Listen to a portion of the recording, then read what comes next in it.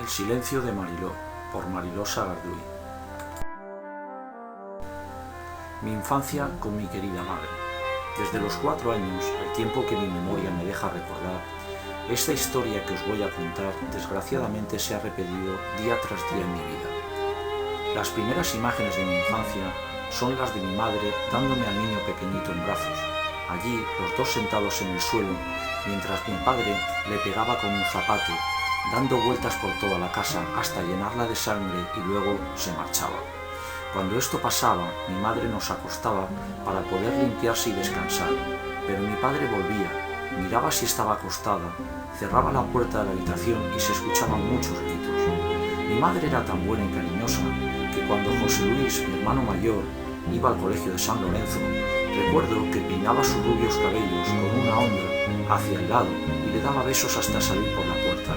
De mi hermana no me acuerdo hasta más tarde. Tras una de las palizas de mi padre, mi madre estuvo en cama mucho tiempo. Nosotros estábamos con ella y nos acariciaba a los tres. A pesar de esto, mi padre seguía pegándole e incluso la levantaba de la cama para poderle dar las palizas mejor con su cinturón, y no solo se comportaba así con ella. Mi hermana y yo también sufrimos el mismo calvario. Una de tantas historias que podría contar es esta. Una tarde, mientras mi hermana fregaba los platos, tuvo la mala fortuna de que algunos se le cayeran al suelo y se le rompieran.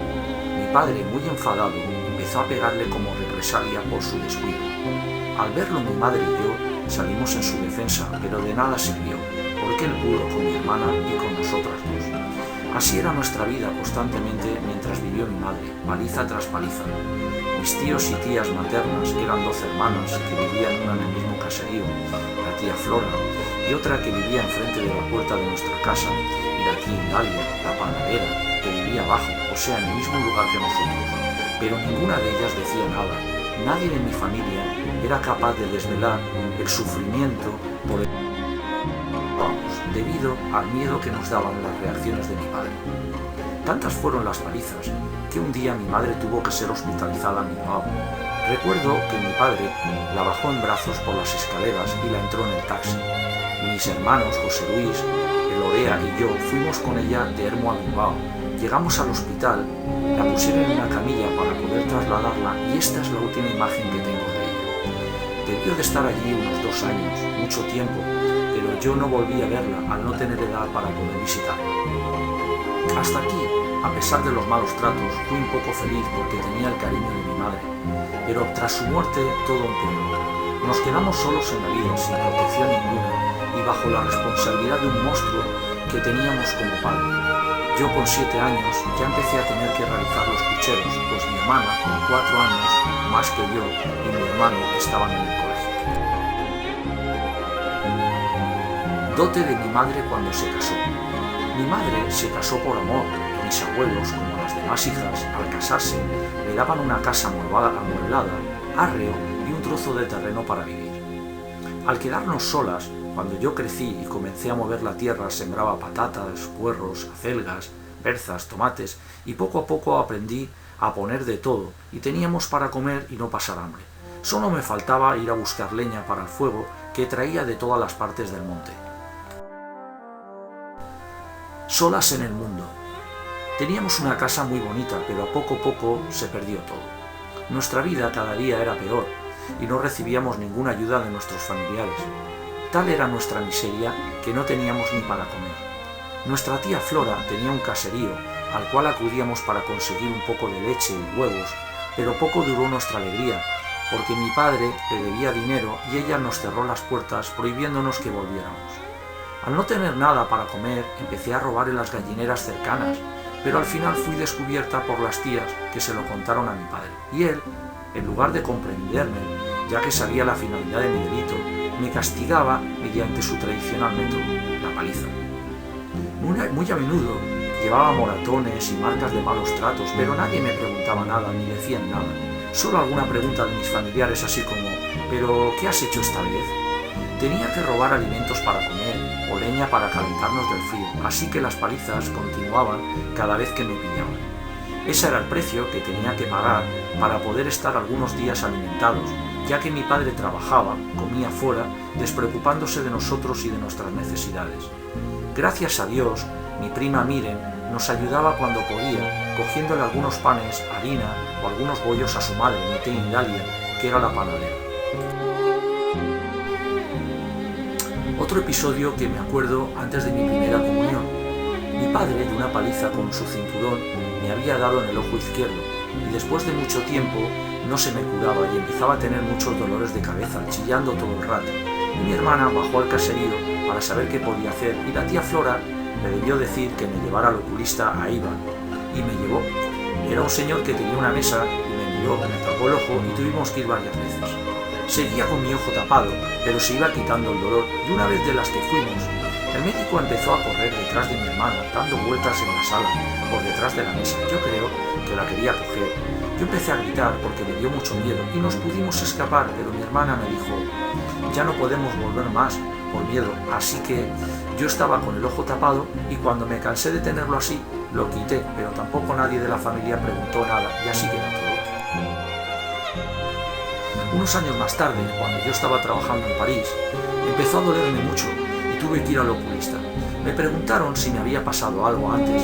Dije que sí, cuando era pequeña, y me dijo, es lo mismo que tuvo antes, es una úlcera en el ojo y por eso el ojo se ha quedado sin crecer, lo tiene sin desarrollar, de ese ojo nunca podrá ver más de la mitad, porque no se puede hacer nada, está como de niña.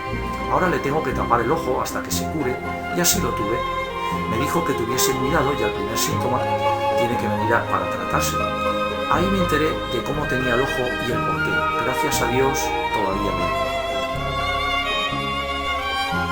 Mi primera comunión. Con los tíos de Hermoa, Rufino y Eugenia, que eran muy buenos y me daban de comer y me ayudaban, pasé una temporada muy buena cuando tendría unos 9 años, a pesar de tener que seguir conviviendo con mi padre. Recuerdo ir a aprender catecismo para hacer la primera comunión y aprender a rezar todo un año. Como mi otra prima, hija de mis tíos, que era de mi edad, ya lo había hecho, me vistieron con el mismo vestido que era muy bonito. Y mi prima Marichu se ocupaba de todo y me llevaba a la peluquería. Les pidió a los peluqueros que cortaran un poco y le haces rizos y la pones muy guapa, que tiene que ir muy guapa mañana. Y ella se marchó y luego vino a buscarme. Por ella realicé la primera comunión con todos los niños de Hermoa ese año. Ese día tampoco recuerdo haber visto a nadie de mis hermanos, ni a mi madrina, la tía Flora. Solo mi prima Marichu se ocupó de mí todo el rato de la mano conmigo. Hasta que se terminó, pasé un día feliz. Mi prima Marichu, muy buena conmigo y con todo el mundo, ha sido mi segunda madre. Me acordaré siempre de ella, no la olvidaré mientras viva. Mi tía Eugenia, mi tío Rufino y los primos Luis, Marichu, María Ángeles y Juanjo Arietas. La asistencia de mis hermanos a la escuela y yo no. Mi prima empezó a ir a la escuela particular en Eibar y como veía que mi hermana también quería ir, pero no podía permitirse el lujo debido a nuestra pobreza, fue recogiendo dinero que le daba su madre, más alguno que le cogía a ella, hasta alcanzar lo suficiente para pagarle los estudios a ella también. Y gracias a esto, mi hermana Lorea aprendió a ser oficinista a la edad de 15 años y comenzó a trabajar, mientras yo me dediqué a cuidar a los niños del barrio cuando sus madres iban al campo, a cambio de un bocadillo. Ninguno de mi familia pensó en mí y se ocupó para que yo pudiera ir también a la escuela. Mi hermano, el mayor, a los 18 años se fue de casa y se montó un taller de bicicletas con la ayuda de alguien que no quiso decir y empezó a vivir en Eibar. La verdad es que no le iba nada mal, pero tampoco se acordaba de nosotras, que no teníamos ni para cazarnos ni vestirnos. Recuerdo con mucho dolor la muerte de la abuela en el caserío, que fue mucha gente a visitarla y con mi prima Gancha, que teníamos unos 10 años, conocimos todas las habitaciones que nunca habíamos visto. Al pasar años, mi tía Flora hizo venir a mi hermano José Luis en aquella ocasión. Me culparon de algo que yo no había hecho, robar unos pendientes. Mi hermano me presionaba mucho para que aceptara la culpa de ese hecho, agarrándome de la oreja izquierda y doblándome. Me hizo un daño terrible. Yo solo quería terminar con ese sufrimiento, así que asumí la injusta acusación y quedé como una ladrona. Así que quedaron muy contentos. La expresión de mi hermano fue: ¿ves cómo has dicho sí? Pero los pendientes no aparecieron porque yo no los tenía. Mi intento tras la desesperación. Antes de contar este hecho, quiero que sepáis que a mi padre no lo podía ni ver. Así que un día, harta ya de tantos malos tratos y el estilo de vida tan deplorable que llevábamos, decidí hacer una locura. Una tarde, él estaba durmiendo y quemé unos papeles con la intención de prender fuego a la casa con mi padre dentro. Había observado entre las rajas del suelo de madera de la casa el establo lleno de paja. Era perfecto para arder rápidamente. Una vez hecho esto, salí al monte a esconderme y estar lejos del lugar de los hechos. Por la noche, cuando volví con la ilusión de que mi padre ya no estuviera, me encontré con la sorpresa de que mi plan había fracasado. Mi tía Flora se había dado cuenta del fuego y reaccionó a tiempo para sofocarlo. Mi tía me preguntaba si había sido yo. Me convertí en el principal punto de mira, pero lo negué todo, fui incapaz de reconocerlo y utilicé como argumento que había estado todo el día en el monte, y todo se quedó así. Mi padre siguió vivo y yo continué recibiendo.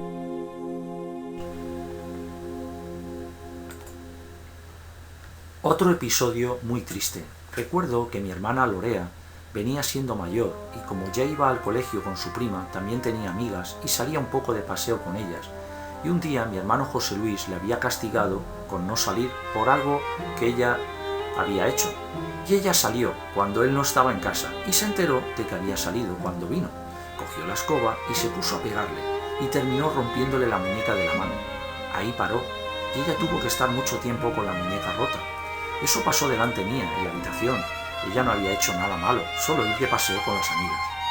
Eso, mi hermano José Luis y otras cosas que me acuerdo que decían en el pueblo que mi hermano estaba de pupilo en Eibar porque mi hermana Lorea no le planchaba las camisas. Me pregunto yo, ¿eso sería un motivo tan grande? Mi hermana quería irse a Francia, pero no tenía dinero, ni ella, ni yo, ni nadie que quisiera ayudarla. Así que se nos ocurrió la idea de robárselo a mi tía Indalia, la de la panadería. Observamos que mi prima Rosarito, su hija, iba a cobrar 1 o 2 veces a la semana a todas las tiendas de los pueblos de alrededor. Mucho dinero en un bolso que dejaba colgado en su bicicleta y que mi tía lo cogía al día siguiente. No dudamos un momento en hacernos con el bolso en el que estaba el sueño de mi hermana. Cogimos una escalera y nos colgamos en la panadería donde conseguimos nuestro botín. Lo trajimos a casa y mi hermana quemó el saco en el que había estado guardado el dinero para que no quedara ni rastro. Pero no salió bien y mi prima me zarandeaba preguntándome si había sido yo quien había robado el dinero. Se lo negó tantas veces como me lo preguntó, pero ella se lo contó a mi padre. Mi tío Eugenio se enteró y le recriminó a mi padre que era un borracho, que no sabía cuidar de nosotras y que siempre nos estábamos metiendo en líos por su culpa. Mi padre, al escuchar esto, se enfadó mucho y se enzarzaron en una pelea muy grande. Recuerdo que terminaron los dos ensangrentados. Mi padre furioso nos llevó al juzgado de Erba para ser juzgadas a mí y a mi hermana por los hechos que habíamos cometido. Y a pesar de que mi hermana me pidió que yo lo negara, tuve miedo al ser pequeña y dije la verdad al juez. Yo comprendo que habíamos realizado algo que estaba mal, era un pecado y recibimos 2 sentencias. Una del juez, que tuvimos que devolver el dinero, y otra del monstruo de mi padre, que sin mediar palabra alguna con nosotras volvió a pegarnos con su cinturón hasta quedar sin apenas nos pudiéramos mover. Nos duró varios días el efecto de la paliza, pero más que el dolor físico nos dolió que todo el pueblo se enterara. Era horrible, durante muchos años el sufrimiento hasta que conseguimos poder marcharnos. Pienso que después de los años se debe conocer todo nuestro sufrimiento para intentar que esto no vuelva. Otro recuerdo bueno, tío Vila. Unos tíos de Bilbao, que ella era hermana del padre, ella tenía 4 hijos, yo iba de vez en cuando y lo pasaba muy bien. Mi tía me enseñaba a cocinar bien y los primos eran grandes y ella los cuidaba con mucho cariño, siempre bien vestidos, con sus camisas abotonadas y los cuellos de las camisas. Cuando salían de paseo parecían unos angelitos muy guapos, una prima guapísima, que también la veía de vez en cuando. La última vez que la vi me regaló su pulsera de oro, que la tenía en su muñeca, me la dio para mí, con todo su cariño, la cual todavía la conservo. En esa época yo solo tendría unos 13 años. Los tíos tenían mucho campo y tenían corderos y un caballo, y las corderas se recogían para traerlas a dormir, y el tío se montaba a caballo para traerlas, y les obligaba a entrar solas, y todo mi empeño era aprender a montar a caballo con mi tío. Él poco a poco me enseñó, y luego me dejaba sola ir a recoger las ovejas. Todo eso para mí era muy bonito. No olvidaré nunca que estaba deseando de ir con ellos, porque todos eran muy cariñosos. Yo me encontraba como otra mujer distinta. Allí olvidaba por algunos días mis sufrimientos, y gracias a Dios que existieron para tener algo de felicidad. Los hijos se llamaban Pedro, Ángel Argimino, Paula Vila. Esta familia era muy cariñosa. ¿Cómo llega mi casamiento y por qué? Un día que jamás podré olvidar, mi tía Indalia, que tenía el bar y la tienda, me mandó a buscar algo a la panadería y fue a por ello. Esa tarde me salió mal porque entré uno detrás de mí y cerró la puerta. Me echó al suelo y me hizo un daño tremendo. Tenía todo lleno de sangre y por mucho que me lavé me sentía sucia y no se me quitaba el miedo. Olvidé el recado y me fui a casa y me metí en la cama. Cuando mi hermana vino para dormir me dijo: «Estás llorando como siempre». Así que no me atrevía a contar nada a nadie. Sentía vergüenza y miedo. Ese chico al poco tiempo se fue a la mili, así que yo ya no le vi más. Pero mientras tanto, mi hermana me había puesto para aprender a coser y cortar en Eibar, en casa de una costurera. Yo iba todas las tardes con la hermana de ese chico, que ella iba a trabajar a una casa, y bajábamos las dos juntas hasta el otro pueblo. Mi hermana, que le había dicho a la señora que le pagaba, y la señora le dijo que cuando yo terminara, como el curso tardaba un año, cuando terminé no teníamos dinero para pagar, y la señora se quedó con toda la carpeta del material que yo había realizado aprendiendo, y allí estaba aprendiendo dos primas mías ricas de Orbe, María Barrena, y nadie pagó nada para mí, y me quedé sin la carpeta. Al terminar la mili, ese chico comenzó a ir para buscar a su hermana, y al mismo tiempo la hermana me esperaba a mí para venirnos juntas. Él venía con nosotras y empezó a decirme que yo era suya y que yo le pertenecía, y me seguía por todas partes, aunque yo le decía que no, y por nada del mundo, pues él continuaba con su acoso y no hubo nada que hacer. Un día me pilló en un portal y me forzó otra vez, y esta vez sí que me quedé encinta de un hombre al que no quería y que tan mal me había tratado, y mi familia, sin preguntarme, me casó con él y tuve un hijo. No me dejé hacer más, por mucho que me llamara puta para todos menos para ti. Yo le decía: «Harás lo que quieras, otro hijo contigo no tendrás». Así como yo no quería estar con él, me llamaba puta porque decía que me acostaba con todos los pupilos que teníamos en arrendamiento para poder vivir, pues teníamos una casa con 3 dormitorios y utilizaba 2 para 4 pupilos en arrendamiento en la casa que teníamos en San Lorenzo, después en París y en Benidorm. Toda mi familia también lo creía a él, porque lo contaba muy bien, siempre llorando de tanto que me quería. Me pregunto yo, ¿qué es querer? ¿Esforzar? ¿Pegar? ¿Insultar? ¿Amenazar de muerte? ¿Gritando? Todo esto lo he vivido desde muy pequeño. La historia se repetía, primero mi padre y después mi marido, hasta que se casó mi hijo. El nacimiento de mi hijo.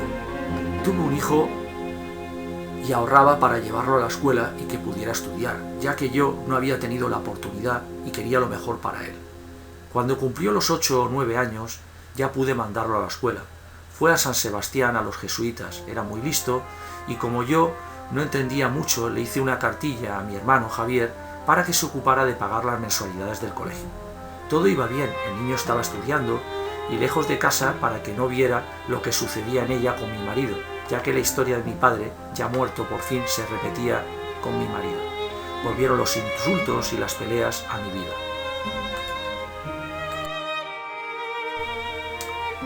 Mi no querer vivir. Yo trabajaba como ayudante en un restaurante y quería conseguir el puesto de cocinera.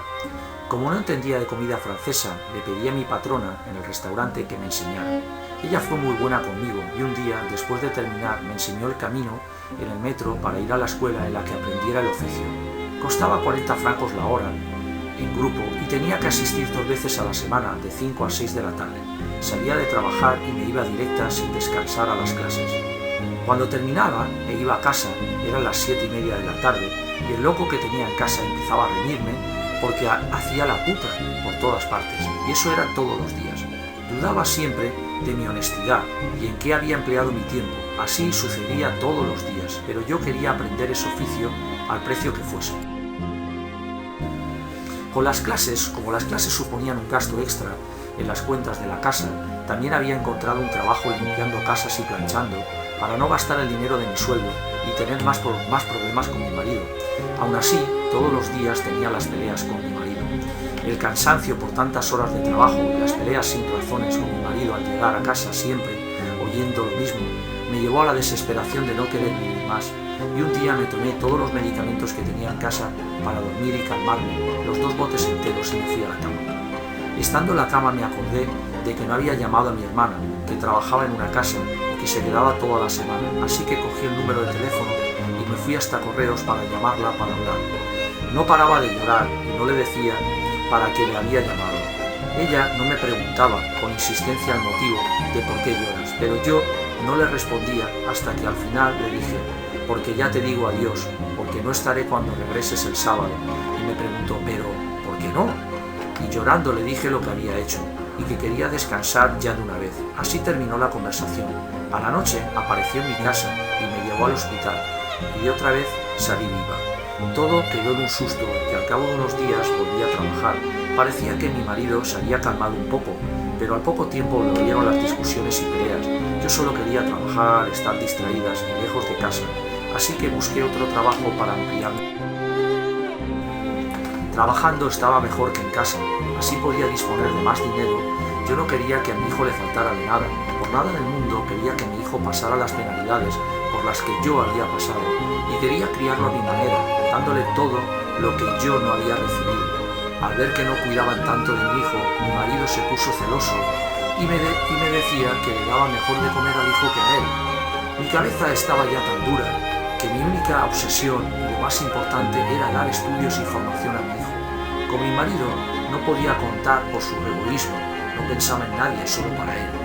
Y yo no podía olvidar que conmigo nadie lo había hecho, siendo toda la familia de mi madre ricos y ella muerta por las palizas de mi padre, sin preocuparle a nadie, y mi mente no paraba de recordar lo que había pasado en casa cuando yo era pequeña, y luego sin madre, pasando hambre y robando a la propia familia para poder comer, y casi nadie nos daba nada.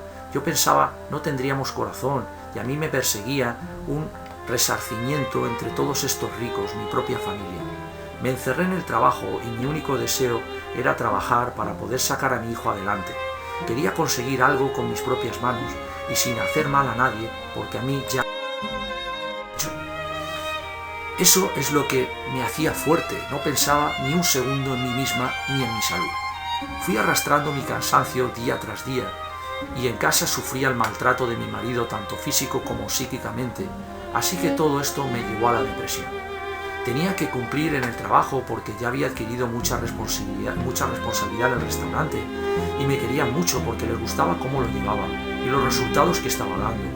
Yo seguía muy contenta trabajando, pero más tarde al llegar a casa el cansancio y las broncas porque me acostaba con cosas por hacer, no podía soportar la situación con mi marido. Harta ya de tanto sufrimiento, decidí acabar con todo y me tomé las medicinas que tenía en casa y me acosté. Al poco tiempo llegó el borracho de mi marido a acostarse y parece que yo ya estaba echando espuma por la boca. Llamó a las vecinas, no recuerdo nada más. Solo sé que al poco fui a trabajar porque, como siempre, yo otra vez estaba viva. Así que seguí adelante con mi mal vivir, trabajando por el bien de mi hijo y continué viviendo con el maltratador de mi marido. Fue un calvario de muerte que no se lo deseo a nadie. Una herencia mal repartida. Cuando murió mi madre, me dejó de herencia la casa en la que vivíamos y parte de unos bienes que no podíamos tocar en 10 años. En ella también incluyó al párroco del pueblo, del que hablaré más adelante, pero durante ese tiempo pasaron muchas cosas. Nos llamaron por el notario en el mes de agosto, que estábamos de vacaciones mi hermana y yo. Nos desplazamos para asistir los 4 hermanos juntos al notario y al escuchar al notario, la mujer de mi hermano, José Luis, dijo que no podía repartirse a partes iguales, que yo ya había recibido una casa, y nos enviaron a don Teodoro, el párroco, para saber cómo había que hacer el reparto, informándonos que a la Rosarito y a mí nos habían regalado la casa y que esa parte era repartir a partes iguales. Como a otro día nos marchábamos a París para trabajar, dejamos a mi hermano Javier, el pequeño, para que cogiera nuestra parte Y bueno, no decía nada. Al pasar el tiempo, comentándolo con mi hermana, dijo: no creo que nos dé nada, y al día de hoy creo que lo tiene él todo. No sé qué interpretación se puede dar a estos actos. Pienso, ¿nos quiere alguien? Mi hermano pequeño se casó, había criado a mi tía Flora y se fue a vivir con mi padre. Al cabo de unos años querían construir una autopista que pasaba por su terreno, así que se lo compraron y tiraron el caserío. Con el dinero que obtuvieron se compraron una casa en Ermua, pero mi hermano Javier a escondidas la puso solo a su nombre. En ella vivían mi hermano, su mujer, mi padre y la suegra de mi hermano. Los dos mayores discutían muy a menudo y cuando estaban solos mi padre le pegaba a la señora y al final pensaron en separarlos y ponerlos a cada uno en una casa. Al enterarse mi otra cuñada y mi hermano riñeron porque se habían gastado todo el dinero y lo habían dejado en la calle, por lo que se lo llevaron a su casa y le cobraban por cuidarlo. Allí murió siendo bueno y yo sigo siendo la mala. El párroco del pueblo, el cura, don Teodoro, que de don tiene poco, también fue uno de tantos sinvergüenzas de los que han pasado por mi vida, porque mi madre lo incluyó en parte de la herencia y él se lo gastó construyendo todo Ermua. También hacía donativos en Navidades a los pobres que iban a trabajar al pueblo y a nosotras nunca nos dio nada. Cuando pasaron los 10 años desde la muerte de mi madre y fuimos a ver la herencia, nos encontramos sin nada. Todo lo que había dejado mi madre, este hombre se lo había gastado reconstruyendo su iglesia y a saber en qué otras cosas más en todo el pueblo. Este hombre se aprovechaba de la bondad de la gente y no éramos los únicos, también nos enteramos de que había engañado a otras 2 familias y entre todos lo denunciamos. Fue desterrado lejos del pueblo desde el Vaticano por el Papa.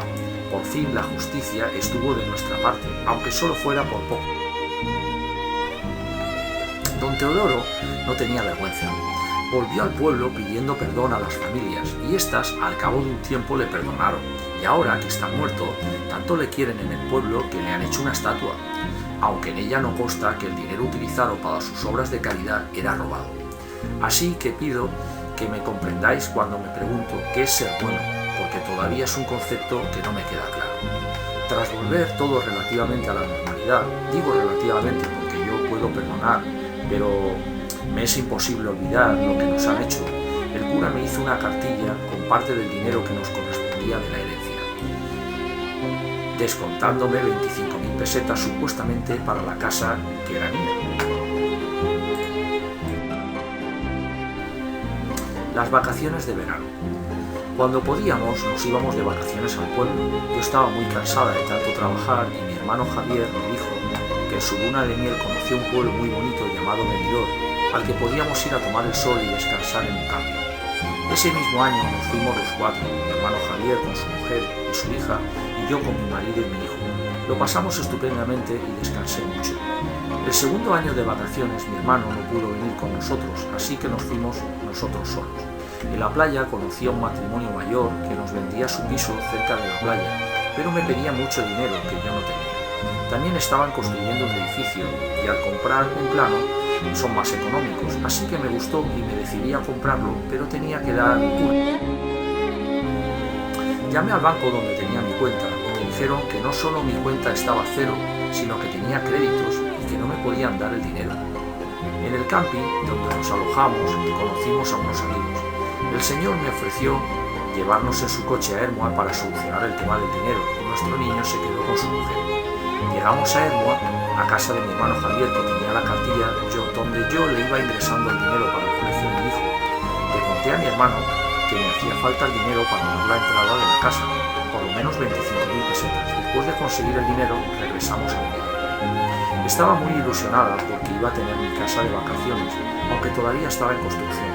Tardaron varios años en terminar y yo pude ahorrar mientras tanto para arreglarla. Y como solo íbamos en agosto, el resto del año la alquilábamos y así estuvimos varios años. Parte de mi vida en París. Mi hijo estaba creciendo y no quería quedarse en el colegio, por lo que tuve que llevarlo a París y matricularlo en una escuela para que aprendiera un oficio, ya que no quiso estudiar carrera. Se hizo tornero, ya antes de terminar sus estudios se enamoró y quería casarse. Yo le dije que primero tenía que terminar sus estudios y que luego trabajara y ahorrara para poder casarse. Tenía entonces 18 años, pero tal era su enamoramiento que no quiso esperar demasiado y se casó a los 19 sin haber ahorrado un duro. Con mi ayuda económica se hizo una boda familiar y de amigos que cogieron un apartamento todo lujoso con un montón de muebles y una habitación para cuando tuvieran algún niño. Como estaban lejos de mi nuera, empezó a no ir a su casa y dormían en casa de su madre. A base de no pagar las rentas tuvieron que dejar la casa y yo tuve que buscar otra en mi barrio y ayudarles para poder arrendarla. En ella nacieron mis 2 primeros nietos. Allí vivieron hasta que se pudo comprar una con 3 habitaciones, porque nacía una niña más. Muchas veces le mandaban notificaciones de embargo y yo le ayudaba a pagar para poder continuar con ella. Durante unos años fuimos felices con reuniones y disfrutando de los nietos. Yo les ayudaba en lo que podía, les dejaba mi apartamento de Benidorm para sus vacaciones con sus hijos y les compraba muchas cosas, cuidando de mis nietos y nieta durante todo el mes de agosto, y me los dejaban para ir ellos a trabajar, y más tarde, al final de agosto, los llevaba yo a París. Así estuvimos durante varios años. Al crecer, los niños, mi nuera y yo empezamos a discutir y ya no me dejaba ver a la niña. Tocaba ir a la escuela para poderla ver. Lo que más siento es que no me dejara disfrutar de mi nieta como de sus 2 hermanos mayores. Mi hijo se encontraba entre la espada y la pared porque mi nuera le puso en el compromiso de elegir entre ella o su madre, es decir, a mí me parece bien que él la eligiera ella, pues si con ella es feliz, yo también lo soy. Yo seguí comprándoles y regalándoles lo que les hacía falta a mis nietos y nietas, pues al crecer ellos venían a visitarme y les agradecía pagándoles los permisos a los 16 años, regalándole el coche al mayor, al segundo una moto y lo que ellos me iban solicitando. Pero ella no me habló en 10 años, hasta el año pasado que vino de vacaciones a Benidorm con mi hijo y una nieta suya, bisnieta mía. A veces creo que la mala suerte me persigue y me seguirá hasta el día de mi muerte. Pero también pienso que soy tenaz y fuerte, pues cuando estoy en un túnel que parece no tener salida, encuentro a alguien que me ayuda a salir a la luz. La separación de bienes con mi marido. Al poco de casarme mi hijo, para discutir menos, pensamos en tener cada uno una cartilla con el dinero aparte para ver quién ahorraba, pues con él no me dejaba salir adelante, su paga no servía de nada más que para su tabaco, sus 3 paquetes diarios, sus 3 botellas de vino y todos los aperitivos que podía y licores. Con todo eso solo le valía para él. Pasó en París en el año 1980, ya estaba casado mi hijo, nos habíamos comprado un piso más grande, en Planos, en Echezurri, de Benidorm. Yo había dado la entrada para coger el piso y había más dinero que pagábamos a medias y tardaron 2 años en terminar de construir. Ya había acabado de pagar las letras y daban las llaves, había que pagar otra gran cantidad de dinero. Mi marido no había ahorrado nada y por eso decidí hacer la separación de bienes para que no llevara su nombre, pues era yo la que tenía que pagar, así que lo hice con el consulado de París. Me hicieron en 3 semanas y vine a coger las llaves a Benidorm, pero para que me dieran la separación tuve que aceptar todo lo que él me pedía, la casa de Playmont 7-8, para él y la de mi madre para mí, y la casa que teníamos en París de renta para él, toda amueblada, y a todo dije que sí, porque no había otra manera de hacerlo rápido. Con eso firmado por la Embajada de París pude coger un piso a mi nombre con un crédito a 10 años y una amiga me acompañó a comprar unos muebles también a crédito. Tuve la suerte de alquilar a unos ingleses que vivían en Benidorm y trabajaban, y le pedí que tenían que salir en el mes de agosto y lo aceptaron. Así podíamos venir de vacaciones con mis hijos y nietos. Al fin veía que todo me iba saliendo bien, porque todo se pagaba. Yo seguía trabajando mucho para hacer frente a todos los gastos y todos los pagos que se me presentaban, mis deudas, más vestir a mis nietos y ayudar a mi hijo, todo lo que me pedía. Otro recuerdo cuando yo estaba en París, viviendo sola en un apartamento, y se vendió todo el inmueble junto, y un día el que compró y un arquitecto vinieron a casa haciendo fotos y planos, y antes de marchar les pregunté qué iban a hacer con las casas, y es que me dijeron que me tenía que marchar. Me dijeron que eso dependerá de usted porque nosotros hemos comprado para vender uno por uno. Cuando tengamos todo preparado ya le avisaremos. Y me dijeron dónde tenía que pagar la renta. Me dijeron la suya es la más elegante del inmueble. Me debe gustar mucho la casa. Un año después ya hicieron la pregunta de si la quería comprar. Tenía que presentárseme en la oficina. Yo fui a hablar con ellos y me pedían 14 millones de francos. Yo dije que eso era mucho para mí porque yo estaba sola y les dije que si me dejaban en 10 millones yo las podría comprar. Los podría pagar la mitad y ante notario buscarme un crédito barato para ir poder pagando. Me dijeron que sí, que yo solo tenía que buscar los papeles que hacían falta y así lo hice. Y logré tener mi casa en Francia pagando la mitad y la otra mitad con crédito para 5 años, pagando 1000 francos al mes y era como si pagara la renta. Todo me salió muy bien y estaba contenta de mí, porque comprendí que trabajando se podía conseguir lo mínimo que a cada uno le hace falta, escriturando a mi nombre el día 28 de septiembre de 1989 el primer apartamento en París, en la dirección 6 bis, Rue David. Otro más que me dejaron de herencia sin esperar por haber cuidado de un señor que lo conocí, donde yo trabajaba en el restaurante de cocinera y era muy amigo del patrón y vino muy enfermo y estaba en el hospital. Mi patrón me preguntó si le podía cuidar porque él no tenía a nadie. Yo ya estaba jubilada y si lo hacía me pagaría. Yo dije que sí y que el pobre estaba muy malito y que lo haría. Duró 3 meses en el hospital, iban muchos amigos a cualquier hora y las enfermeras me dijeron que tenía que descansar más y que lo dejara echar la siesta. Así que cuando los vi les pedí que si podían ir a verle todos juntos por la mañana y nadie por la tarde porque él tenía que descansar y echar la siesta. Y yo ya estoy para quedarme, que yo me quedo con él para mí. Se enfadaron conmigo, les pedí permiso al médico que le tocaba para ver si podía comprar unos botes de vitaminas y me dijo que sí, que podía darle 2 botes de vitaminas al día y se los metía en un biberón y se los daba porque era todo lo que podía comer. Y así se fue sin poder decir nada. Luego más tarde me enteré de que me había dejado una herencia. Me tocó un chalet que me costó cogerla porque tenía que pagar el 60% al Estado, porque no era nada de mi familia. Así que me calculó el notario cómo tenía que hacer para cogerlo o dejarlo al Estado. Él me dijo que lo que tenía que buscar como cantidad de dinero e hizo los cálculos y me dijo que si no lo dejaba podía sacar un buen provecho alquilándolo y pagar lo que había pedido.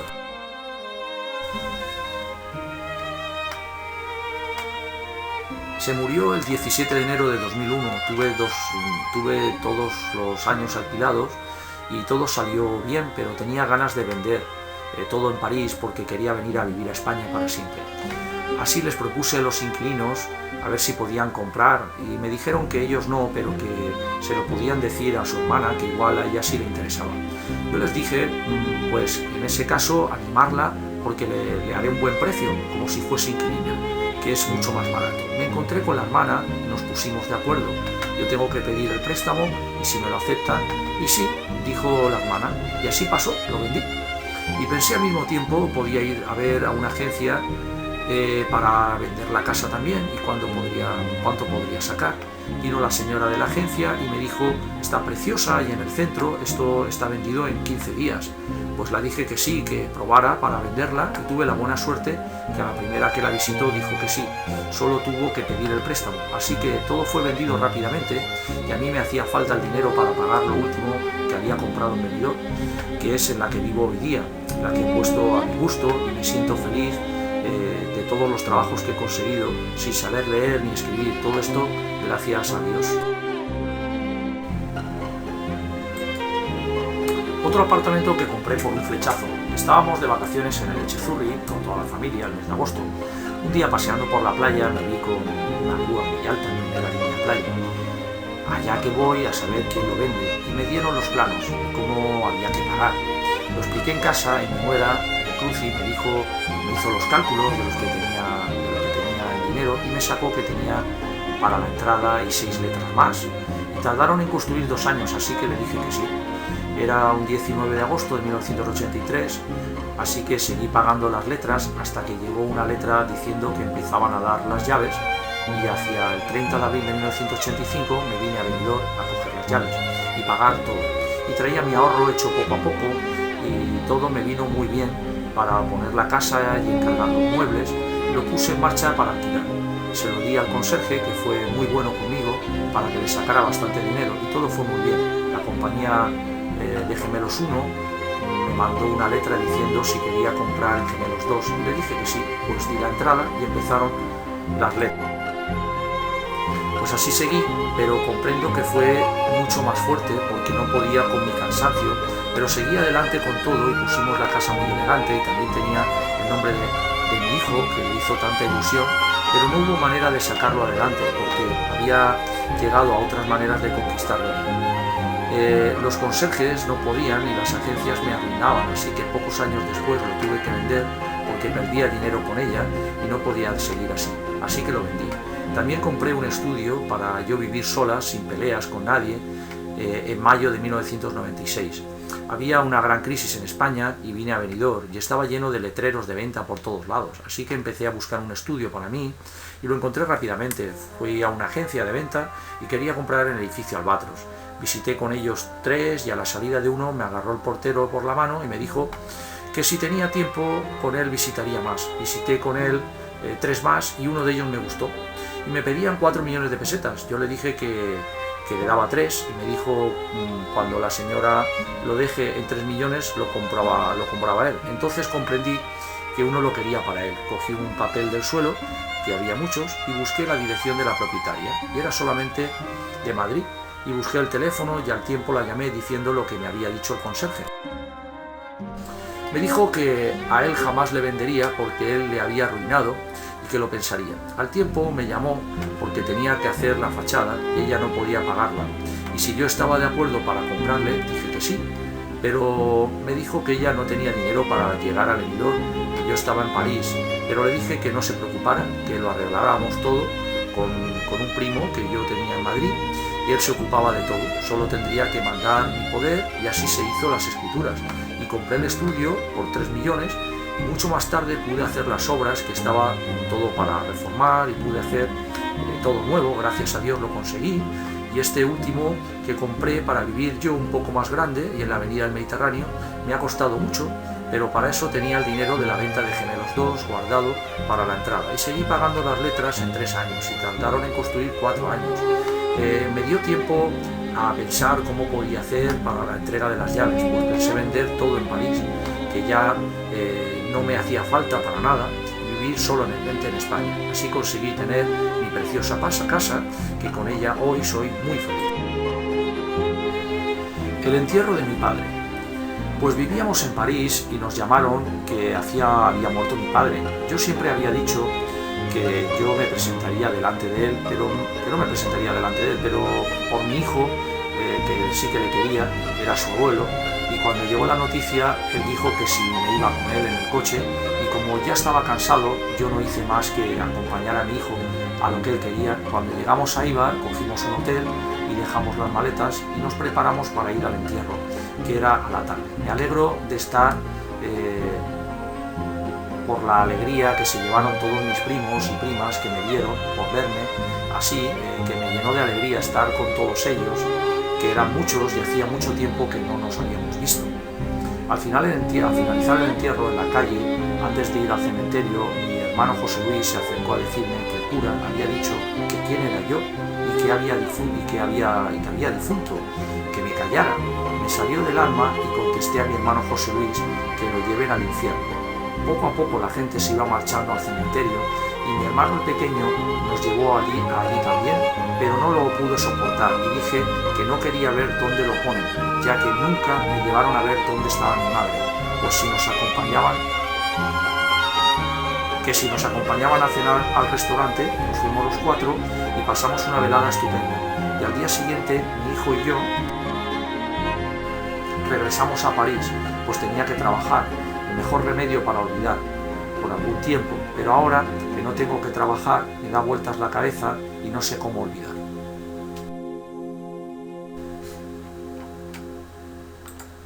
Muerte de la tía Flora y reparto de la herencia.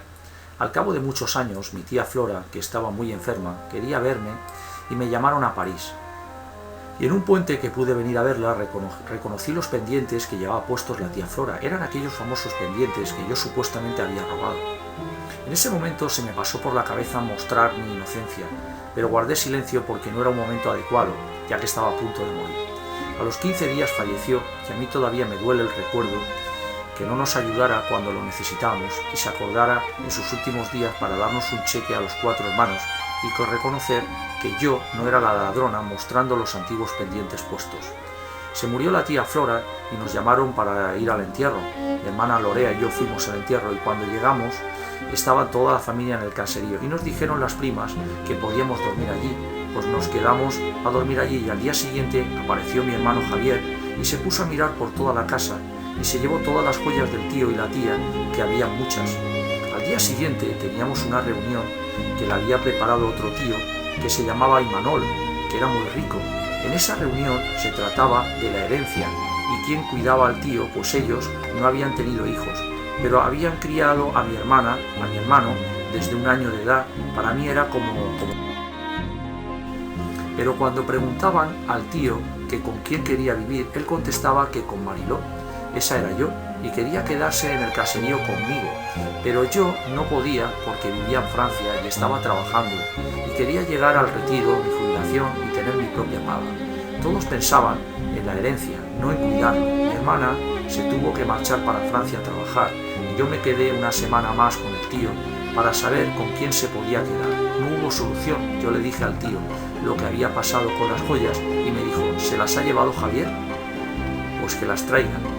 Así que le llamé a mi hermano Javier y le dije que las joyas que se había llevado, que las trajera, porque el tío las tiene. Y me contestó diciendo que la tía le había dicho que las guardara él. Y yo contesté diciendo, no lo creo, porque si te hubiera dicho eso, las hubieras llevado en vida de ella y delante del tío, que es lo normal. Así que las traes, y el tío las guardará, que son de él. Pues las trajo, vinieron los dos, y el tío se puso muy contento de ver tanta joya. Los días se pasaban y yo me tenía que marchar, así que decidí con el tío que las joyas las íbamos a guardar y enterrar para que nadie se las llevase. Me contó, todos van a pensar que me las he llevado yo.